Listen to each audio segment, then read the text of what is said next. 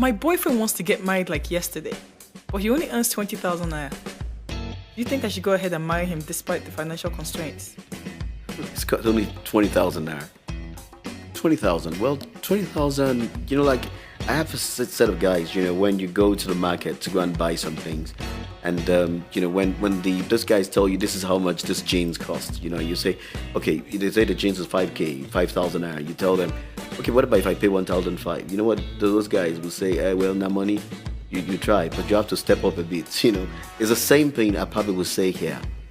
20,000 is good, but what do we want to use 20,000 for? That's going to determine how good 20,000 is. If you talk about 20,000 and you want to get married, except your own dad, who is trying to get married to him, has a lot of money that you can always fall back on, and that is not advisable by me.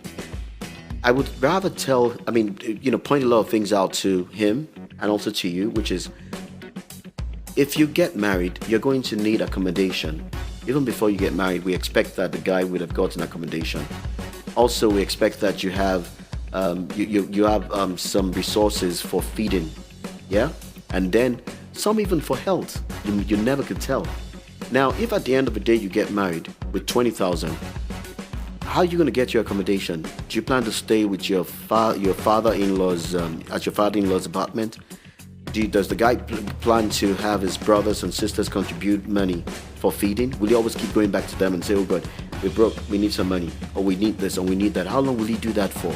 And I know a lot of people are doing that, honestly. Would you happen to say there's a particular amount you have to have before you get married? Is that what you're trying to say? I wouldn't say that. That's not what I'm trying to say right now, but I'm trying to say that you need to know that if you're going to get married, you need certain amount of money on ground for certain things. You need money to get your own accommodation. That's accommodation for yourself and your wife. You need money that you're going to use to feed. You're going to need to feed. You need money which you're going to use even for transportation. That's if you don't have your own car at the moment. And all this is going to take a lot more than 20,000 naira. So the guy will have to really think about it. He's not going to want to keep going back to this person or that person, borrowing money, taking money for this, taking money for that. People are going to get tired.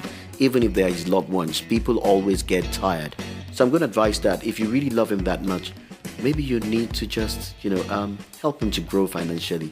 I'm sure there are a lot of things he still can do to make more. I would advise him to wait.